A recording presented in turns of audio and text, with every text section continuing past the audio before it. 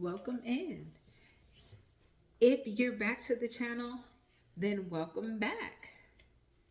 So, a common question that I get from people is, what should I do? Should I do destination travel or should I do a cruise? And this question comes from people who have children a lot. So then I tell them about my experience. So in 2023, one of my friends had a milestone birthday party in the Bahamas. So that trip was planned by her and a travel agent, and it was from Monday through Friday. We went to Nassau and we stayed at Hotel RUI, and that was an inside resort, so it was more like a hotel. And you'll understand why I'm mentioning that later on. We had the best time ever. We had so much fun. The weather was perfect. The resort was really, really nice. The food was good. We parasailed, which is huge for me because I am deathly afraid of heights. We parasailed and I loved it. It was heaven. I rode a jet ski. We got henna tattoos. We drank those pina coladas out of those pineapples. It was the best time ever. And that trip actually is what sparked the travel bug in me because it was such a good time. I just felt so good after that trip.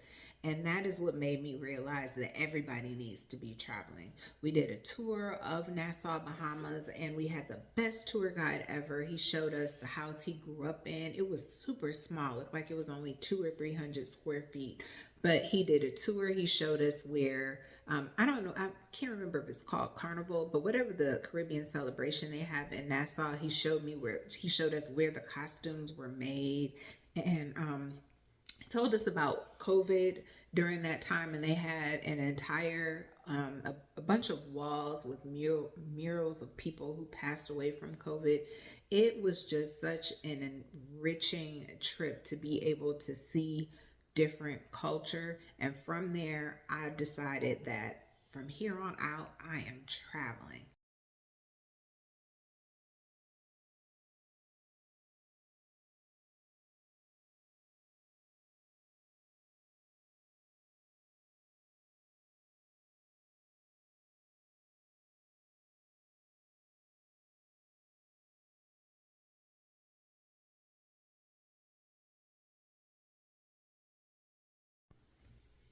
After that trip to the Bahamas, I decided to do a birthday trip for myself.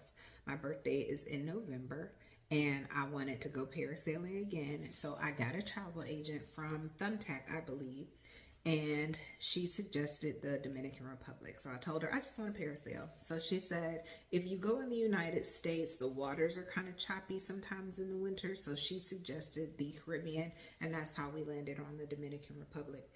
The resort that we stayed at was Royalton CHIC, and we stayed from Monday through Friday. Also, I want to add that hurricane season starts on June 1st and it ends on November 30th. So my birthday was at the very end of hurricane season. Additionally, she told me that the ABC Islands are less susceptible to hurricanes. So that's Aruba, Bonaire, and Curacao. So that's just something that I like to make mental note of when I'm planning cruises. So went to Royalton Chic for the resort, and that was more of an outdoor resort. So the room was a walk-up room. So it was outside. It was on like the second floor, I believe. The concierge had to take our bags up. One of my friends was on the third floor. So if you think of like a hotel, that is how the rooms were. And then to get to the main area of the resort, we had to go across a courtyard.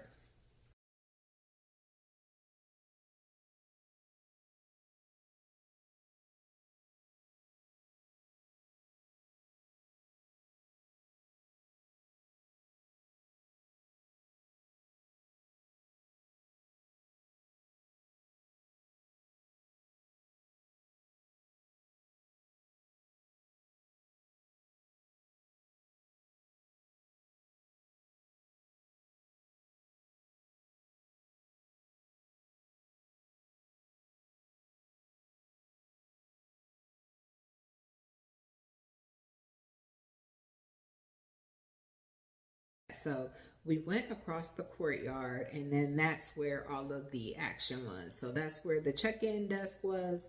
The restaurants are there.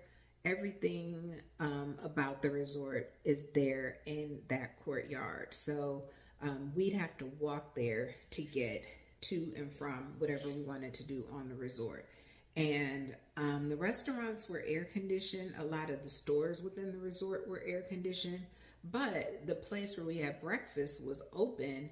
And although it was shaded, there were still bugs and birds and stuff flying in. And I was absolutely miserable. And I'm like, is it just me being moody? What is it? I had this little personal fan. I was just so annoyed with the entire thing. Every morning for breakfast, we were just burning up. So I decided I wanted to get off the resort. So I took 2 friends with me. They joined me for my birthday. And then one of the people who worked for the resort knew a cab driver. So we actually just used him every day, and we went off and we were able to see different areas of Punta Cana. It's very pretty, but it's relatively uninhabited. They are building a lot there. We saw some condos going up. And one day, I have a friend who gambles, and she wanted to go to the Hard Rock Casino. So we went to that resort to use their casino. And when we got there, I found that everything was indoor at that casino. So the shopping was indoors, the restaurants were indoors, the casino was indoors, everything about the resort was indoors, and then they had designated areas for going outside. So it was that at that point that I realized I don't like outdoor resorts. That is not something that I would have known. If you would have asked me before that, like, are you okay with this type of resort? I would have said, yeah, that's fine.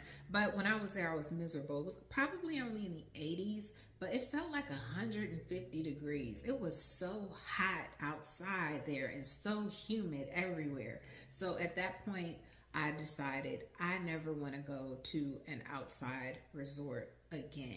But it's just something to keep in mind if you're planning vacations at resorts. So I didn't go to a resort where there were children, but I will say as an adult, I did get bored being at the resort. So that is why I leaned toward cruising.